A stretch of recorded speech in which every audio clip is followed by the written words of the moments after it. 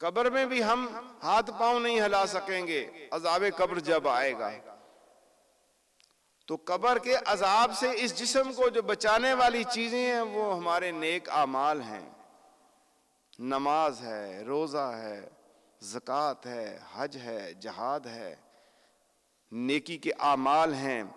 اور آپ جو اچھائی کرتے ہیں وہ اچھائیاں قبر کے اندر آ جائیں گی، جو نیکیاں کرتے ہیں وہ نیکی قبر کے اندر آ جائے گی. تو رمضان مبارک نیکی سیکھنے کا مہینہ ہے. رمضان شریف میں اللہ کا ولی بن جائے بندہ. پہلے رمضان سے 30 رمضان تک کا جو نصاب قرآن اور سنت ہمیں دے رہا ہے، اگر اس پہ عمل کیا جائے تو ذمہ داری سے یہ بات کر رہا ہوں کہ اس دنیا کے اندر تمام لوگ ولی اللہ بن جائیں. لیکن افسوس ہمارا رمضان گزر جاتا ہے، ادھر سے روزہ بھی، ادھر سے جھوٹ بھی، اور غیبت بھی، بد نگاہی و بے پردگی بھی. یہ معاملات بھی ہمارے ساتھ چلتے ہیں، اور لڑائی جھگڑے وہ بھی ہمارے ساتھ چلتے ہیں. رمضان کے اندر بھلائی ہی بھلائی انسان خرید سکتا ہے. اور اس مہینے کے اندر کتنی بھلائیاں ہیں. امیر المومنین حضرت سیدنا عمر فاروق رضی اللہ تعالیٰ عنہ فرماتے ہیں اس مہینے کو خوش آمدید ہے، مرحبا ہے، جو ہمیں پاک کرنے والا ہے. یہ مہینہ پاک کرنے والا ہے، گناہوں سے نجات دلانے والا ہے، بخشش دینے والا ہے، اللہ کا قرب دینے والا ہے یہ مہینہ. اور پورا رمضان خیر ہی خیر ہے. دن کا روزہ ہو یا رات کا قیام، اس مہینے میں خرچ کرنا جہاد میں خرچ کرنے کا درجہ رکھتا ہے. اس مہینہ کے اندر خرچ کرنے کی عادت بنائیں، نیکیوں کا انبار اکٹھا ہو جائے گا. اور سب سے زیادہ بھلائی کے حقدار آپ کے بیوی بچے ہیں. آپ کی حلال کمائی ان کے اوپر خرچ ہو. اور اگر والدین زندہ ہیں تو سب سے پہلے وہ حقدار ہیں کہ ماں باپ کی خدمت کی جائے، ان کے لیے فروٹ، دوائی اور ان کی ضروریات کو پورا کیا جائے اور فراخی کر دی جائے. ان کے اوپر، بچوں کے اوپر فراخی کر دی جائے. یاد رکھیے کہ اگر آپ کے پاس روپیہ پیسہ نہیں اور بچے ڈیمانڈ کرتے ہیں، گھر کی ضروریات ہیں، پیسہ نہ ہونے کی وجہ سے لڑائی نہ کیجیے، بلکہ مسکرا کے کہیے کہ میرا رب فضل کرے گا، کرم کرے گا. آپ اللہ پہ بھروسہ رکھیں، وہ ایسے اسباب پیدا کرے گا کہ آپ کی سوچ بھی وہاں تک نہیں جا سکتی. میرے آقا نبی کریم صلی اللہ تعالی علیہ وآلہ وسلم کا فرمان ہے کہ ماہ رمضان میں گھر والوں کے خرچ میں کشادگی کرو، کیونکہ ماہ رمضان میں خرچ کرنا اللہ کی راہ میں خرچ کرنے کی طرح ہے. لیکن اس میں شرط یہ ہے کہ حلال روزی، حرام روزی نہیں. حرام روزی جو ہے اگر آپ کے سامنے ہے تو اس کے لیے تو آپ بسم اللہ بھی نہیں پڑھ سکتے، کیونکہ ناجائز کام پہ تو بسم اللہ بھی جائز نہیں، وہ پڑھنا ہی منع ہے. اگر حرام روزی ہے، کسی کا مال چھینا ہوا ہے، امانت میں خیانت کی ہوئی ہے، آپ نے کسی کی زمین پہ قبضہ کیا ہوا ہے، رشوت کا پیسہ ہے، سود کا پیسہ ہے، اور آپ امانت میں خیانت کر رہے ہیں، ایسا پیسہ، اس سے سحری اور افطاری جو ہے وہ بالکل خراب ہو جائے گی. حلال پیسہ، حلال روزی جو ہے اللہ کی راہ کے اندر خرچ کرنے کے برابر ہے. اور اس مہینہ میں اپنے گھر والوں پہ اپنی روزی کو فراخ کر دو، ان کی نعمتیں زیادہ بڑھا دو، تو اس سے بہت فائدہ ہوگا. اللہ تبارک و تعالیٰ نے حضرت سیدنا موسیٰ کلیم اللہ علیہ السلام سے فرمایا کہ میں نے امت محمدیہ صلی اللہ تعالی وسلم کو 2 نور عطا کیے اور 2 اندھیروں کے ضرر سے محفوظ کر دیا ہے۔ سیدنا موسیٰ کلیم اللہ علیہ السلام نے عرض کی یا اللہ تعالی وہ 2 نور کون کون سے ہیں؟ ارشاد فرمایا نور رمضان اور نور قرآن۔ تو سیدنا موسیٰ علیہ السلام نے عرض کیا 2 اندھیرے کون کون سے ہیں؟ فرمایا ایک قبر کا اور دوسرا قیامت کا۔ 4 چیزوں کا ذکر ہے اس کے اندر، نور رمضان اور نور قرآن۔ رمضان کا نور اسے ملے گا جو پہلی رات سے لے کر آخری روزے تک جس نے تزکیہ نفس کیا، جو اللہ سے ڈرتا رہا، اللہ کا خوف اپنے دل کے اندر رکھ کے روزہ رکھتا رہا اور صدقات و خیرات کرتا رہا، نیکیاں بڑھاتا رہا، تو اس کے لیے رمضان نور ہے۔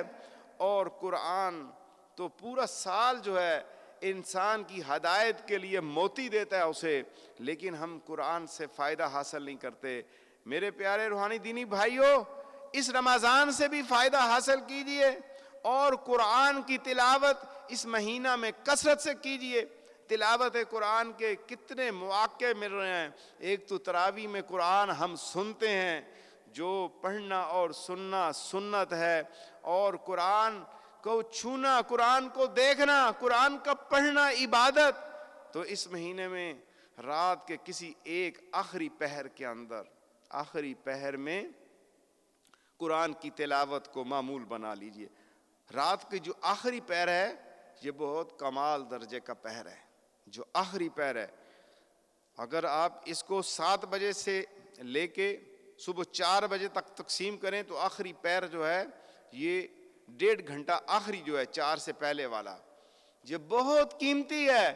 اس 1.5 گھنٹے کے اندر آپ بہت سی عبادتیں اکٹھی کر سکتے ہیں۔ اس 1.5 گھنٹہ کے اندر آپ توبہ کے نفل بھی پڑھیں، اس کے اندر حاجت کے نفل بھی پڑھیں، اس کے اندر آپ تہجد کی نماز پڑھیں، پھر اس حالت کے اندر آپ جو ہے تلاوت قرآن میں مشغول ہو جائیں، پھر اسماء الحسنہ کا ورد کریں، پھر درود شریف کا ورد کریں، یعنی تھوڑا تھوڑا ہر جگہ سے آپ یہ لذت حاصل کریں اللہ کے ذکر کی، تلاوت سے، اسماء الحسنہ کے ذکر سے، پھر توبہ و استغفار سے، اور پھر جب آخری وقت قریب ہو، یہ پہر، یہ تیسرا پہر جانے والا ہو، تو پھر آنسوؤں کی لڑی لگ جائے، اللہ کی بارگاہ کے اندر رونا شروع کر دیں، اور جب آنسو بہنے شروع ہو جائیں تو آپ سجدے میں چلے جائیں، پھر وہاں جا کے خوب روئیے، پھر منائیے اپنے رب کو، پھر وہ وقت جو ہے نا ضائع نہیں ہوگا، پھر آپ لے لیں گے اس وقت کچھ نہ کچھ۔ بانٹنے والا بانٹ رہا ہے، تقسیم کرنے والا تقسیم کر رہا ہے۔ تو اس پہر کے اندر بھی قرآن پڑھیے۔ تو 2 اندھیرے بڑے سخت ہیں، ایک قبر کا اندھیرا اور ایک قیامت کا اندھیرا۔ قبر کا اندھیرا تو بالکل اس روح کے نکلنے کے بعد فوراً قبر میں جانے والے ہیں، جہاں کوئی روشنی نہیں ہے، کتنی مٹی ڈالی جاتی ہے، ہماری آنکھوں کے سامنے پڑیاں رکھی جاتی ہیں، مٹی ڈالی جاتی ہے، اس کے باوجود ڈر اور خوف نہیں آ رہا۔ کیوں نہیں آ رہا؟ نفس امارہ ہے ہمارے اندر، خواہشوں کے نفس نے ہمیں قیدی بنایا ہوا ہے، دنیا کی لذتوں نے قیدی بنایا ہوا ہے، دنیا کے مال کی طرف رغبت ہے، دنیا کا مال اکٹھا کرنے کے لیے سوچ رہے ہیں، آخرت کی فکر ہی نہیں ہے، دنیا کو اکٹھا کر رہے ہیں۔ تو پھر جو دنیا کو اکٹھا کرتا ہے اس کی قبر یقیناً اندھیرے میں ہوگی، اور جس نے دنیا سے رخ کو موڑ لیا، دنیا میں رہتے ہوئے دنیا کو اتنی ضرورت کے لیے حاصل کیا جتنی اس کی ضرورت ہے، اس کی جتنی اور اس کی آل اولاد کی ضرورت ہے، اس سے بڑھ کے نہیں، اس دنیا میں اس طرح جاؤ۔ امام جعفر صادق فرماتے ہیں اس دنیا میں ایسے جاؤ جب تم رفع حاجت کے لیے جاتے ہو اور فوراً واپس آتے ہو، اس دنیا میں ایسے رہو جیسے تم بیت الخلاء کے اندر جاتے ہو۔ بیت الخلاء بھلا کروڑوں روپے کا بنا ہوا، ضرورت کے بغیر تم اس کے اندر کبھی بھی نہیں بیٹھو گے۔ تو اس دنیا میں بھی اتنا ہی رہنا ہے جتنی آپ کی ضرورت ہے۔ تو قبر کو اندھیرے سے بچانا ہے. قبر کو کس چیز کا اندھیرا ہے؟ گناہوں کا اندھیرا. مومن ہو اور قبر اندھیری ہو، یہ دو چیزیں میری سمجھ سے باہر ہیں. ہو مومن، کلمہ پڑھنے والا، عاشق رسول ہو، اللہ اور اللہ کے رسول کا فرما بردار ہو، بھلا اس کی قبر میں بھی اندھیرا ہو سکتا ہے؟ نہیں ہو سکتا. ہاں، جس نے زندگی گناہوں میں گزاری، جس کی زندگی جو لہو لعب کے اندر گزر گئی، جس کی زندگی غیبت، جھوٹ، بدنگاہیوں بے پردگی میں گزر گئی، جس کی زندگی گناہ اور زنا اور لواطت کے اندر گزر گئی، جس کی زندگی سود اور رشوت کے اندر گزر گئی، پھر اس کی موت، اس کی موت تو پھر بڑی، اسے پھر رونا ہے. پھر اس وقت کچھ نہیں ہو سکے گا. جب فرشتے آ جائیں گے، روح جا رہی ہوگی، پھر اس وقت کچھ بھی نہیں ہو سکے گا. قبر کو منور کرنا ہے تو سچی توبہ کیجئے. اس پہلے عشرہ میں کوئی ایسی گھڑی، کوئی ایسی ساتھ نہ رہے جس کے اندر آپ اللہ سے معافی نہ مانگیں. رب اغفر ورحم وانت خیر الراحمین کی صدا بلند کریں. رب اغفر ورحم وانت خیر الراحمین. آپ کی سحری کے وقت، آپ کی تہجد کے وقت، آپ کی ہر نماز کے بعد کے اندر، ہر وضو کے بعد اور سحری و افطاری کے وقت آپ کی ایک ہی صدا لگے، رب اغفر ورحم وانت خیر الراحمین. پھر دیکھیے آپ کی قبر منور ہو جائے گی انشاءاللہ. اور دوسرا اندھیرا قیامت کا اندھیرا ہے. جب قیامت آنی ہے تو پوری دنیا اندھیرے کے اندر ڈوب جائے گی. اللہ ان دو اندھیروں سے مجھے اور آپ کو اور پوری امت مسلمہ کو محفوظ فرما لے. اور رمضان کی قدر کیجئے اور قرآن کی بھی قدر کیجئے، کیونکہ یہ دونوں شفاعت کریں گے. رمضان کی قدر کیجئے. رمضان میں اس کے جتنے بھی اراکین ہیں ان کا خیال کیجئے. اور قرآن اور رمضان یہ بندے کے محافظ ہیں. یاد رکھیے میرے آقا نبی کریم صلی اللہ تعالی علیہ وآلہ وسلم کا فرمان اقدس ہے، روزہ اور قرآن بندے کے لیے قیامت کے دن شفاعت کریں گے. روزہ عرض کرے گا، اے رب کریم، میں نے کھانے اور خواہشوں سے دن میں اسے روک دیا، میری شفاعت اس کے حق میں قبول فرما. قرآن مجید کہے گا، میں نے اسے رات میں سونے سے باز رکھا، یہ تلاوت قرآن کرتا رہا، میری شفاعت اس کے لیے قبول فرما. پس دونوں کی شفاعت قبول ہو جائے گی. کتنے بہترین ساتھی ہیں رمضان اور قرآن، کتنے بہترین ساتھی ہیں جو اللہ تبارک و تعالی نے مجھے اور آپ کو عطا فرمائے ہیں. امیر المومنین، امام المتقین، مولائے کائنات علی المرتضی شیر خدا کرم اللہ تعالی وجہ الکریم فرماتے ہیں کہ اگر اللہ تعالی کو امت محمدی پر عذاب کرنا مقصود ہوتا تو ان کو رمضان اور سورہ قل هو اللہ احد ہرگز عنایت نہ فرماتا. اب دیکھیے رمضان اور قرآن میں سے ایک سورہ کا ذکر کر دیا ہے جسے سورہ اخلاص ہم کہتے ہیں. اگر آپ اسے پڑھنا شروع کر دیں سورہ اخلاص تو غربت ختم ہو جائے. اگر آپ پہ تنگ دستی ہے تو تنگ دستی دور ہو جائے. آپ پہ قرض ہے تو قرض ختم ہو جائے. جو آدمی روزانہ 333 بار سورہ اخلاص کی تلاوت کرتا ہے، اسے پڑھتا ہے، اللہ تعالیٰ اسے دنیا کے سامنے محتاجگی سے ختم کر دیتا ہے، دنیا کا محتاج نہیں رہنے دیتا. اگر وہ محتاج رہ گیا تو پھر وہ میرے ساتھ بات کرے، نہیں رہ سکتا کبھی بھی. سورہ اخلاص کا قاری جو ہے، سورہ اخلاص پڑھنے والا جو ہے، بالکل جو ہے وہ اپنے آپ کو سمجھے کہ وہ غنی ہے، اللہ نے اسے غنی کر دیا ہے. تو مولا کائنات فرماتے ہیں کہ رمضان اور سورہ اخلاص جو دی ہے اللہ نے، سمجھ لیں کہ امت محمدیہ سے عذاب ہی ہٹا دیا ہے. تو اس لیے کوشش کیجئے کہ اس ماہ مقدس کے اندر پوری توجہ کے ساتھ، پوری یکسوئی کے ساتھ جو ہے اللہ کو یاد کیجئے، اللہ تبارک و تعالی کی عبادت کے اندر لگ جائیے. میرے آقا نبی کریم صلی اللہ تعالی علیہ وآلہ وسلم ماہ رمضان جب آتا تو حضور نبی اکرم صلی اللہ علیہ وسلم عبادت کے لیے کمر بستہ ہو جاتے اور پورا مہینہ عبادت کے اندر اس طرح مشغول ہوتے کہ جناب سیدہ عائشہ صدیقہ رضی اللہ تعالی عنہا امت کی ماں فرماتی ہیں کہ بستر منورہ پر بھی آپ تشریف نہ لاتے پوری رات اور دن. اتنی زیادہ عبادت. نبیوں کے سرتاج ہیں, نبیوں کے امام ہیں, معصوم ہیں, اللہ کے برگزیدہ ہیں, حبیب ہیں, آخری نبی خاتم النبیین ہیں. عبادت کا یہ عمل ہے. ہمارے تو گناہ بہت ہیں, ہم تو سراپا گناہ ہیں, اس کے باوجود ہمیں فکر نہیں. آپ تو سراپا نور ہیں, اس کے باوجود عبادت کا یہ انداز تھا. اور یہ پوری امت کو تعلیم ہے, پوری امت کے لیے تعلیم ہے. اور آپ صلی اللہ تعالی وسلم اس مہینہ کے اندر خوب گڑ گڑا کر دعائیں مانگتے. اللہ تبارک و تعالیٰ کا خوف آپ صلی اللہ علیہ وسلم پہ طاری ہو جایا کرتا اور آنسوؤں کی لڑی لگی رہتی اور امت کی بخشش کے لیے دعائیں کثرت کے ساتھ فرماتے. اتنے رؤوف اور رحیم نبی.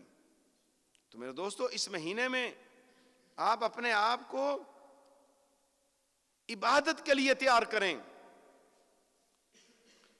جیسے میں نے پہلے عرض کیا ہے کہ اگر اس مہینے میں کمی کوتاہی رہ گئی تو پھر وہ پورا سال ساتھ ساتھ رہے گی. اس میں سستی کو ختم کیجیے اور اپنے سحری اور افطاری کے اوقات جو ہیں وہ بہتر بنائیے. اور آپ دن کو, جو آپ کے ایام دن کا ٹائم ہے, جو لوگوں کے ساتھ میل جول اور ملاقات, یہ بہت زیادہ آپ کو فائدہ دے گا. آپ رمضان کے اندر کسی بیمار کو پوچھنے گے تو 70 گنا اجر و ثواب پا لیں گے. اگر آپ رمضان کے اندر جنازے کے اندر گئے 70 گنا اجر و ثواب پا لیں گے. اس ڈر اور خوف سے گھر نہیں بیٹھے رہنا. نفس اب ڈرائے گا, شیطان تو قیدی ہو گیا. سوال پیدا ہوتا ہے کہ اللہ تعالیٰ رمضان میں شیاطین کو بند کر دیتے ہیں اور پھر گناہ کیسے ہوتے ہیں؟ اس لیے کہ ہمارا پورا سال نفس اور اتنی بڑی زندگی 40 50 60 70 سال گناہ کر کے شیطان کے اب ضرورت ہی نہیں رہی. اس نے ہمیں جسم کے اندر اس طرح عادی بنا دیا ہے, جہاں پانی کا ایک ایک قطرہ گرتا ہے تو بڑے بڑے پتھروں کے اندر سوراخ کر دیتا ہے. جو شیطان پوری زندگی ہمارے ساتھ رہتا ہے, ہمیں وسوسے دیتا ہے, تو پھر اس مہینہ کے اندر ہم اپنے جسم پہ کنٹرول نہیں کریں گے تو جسم عادی ہے گناہوں کا, جسم عادی ہے بے نمازی ہونے کا, جسم عادی ہے جھوٹ بولنے کا, آنکھ عادی ہے بدنگاہی کرنے کی, زبان عادی ہے جھوٹ بولنے کی, کان عادی ہے غیبت سننے کے اور گناہ کرنے کے, عادی ہیں پاؤں اور ہاتھ. تو پھر کیسے رک سکیں گے؟ اسے روکنا ہے, جبر کے ساتھ روکنا ہے, اپنے نفس امارہ کے پورا روکنا ہے. اور اس کے لیے سب سے زیادہ کیا ہے کہ آپ اللہ کے سامنے روئیں, گڑ گڑائیں, معافی مانگیں. یا اللہ میری زندگی گناہ معاف کر دے, میں سچی توبہ کرتا ہوں, مجھے معاف کر دے. یاد رکھیے, اگر آپ رمضان میں بھی نماز نہیں پڑھ سکتے, رمضان میں بھی قرآن کے قریب نہیں, رمضان کے اندر بھی مسجد میں آنا آپ کا نہیں بن رہا, تو پھر سمجھیے مالک ناراض ہے. اپنے مالک کو راضی کیجئے. خوب رو کے گڑ گڑا کر اللہ کی بارگاہ کے اندر دعا کیجئے کہ اللہ تبارک و تعالی آپ کو اور مجھے جو ہے بالخصوص پوری امت مسلمہ پر رحم فرما دے. اس وقت پوری امت مسلمہ سخت مصیبت کے اندر پڑی ہوئی ہے. پوری امت کے اوپر جو ہے اس ٹائم سخت کڑا وقت ہے.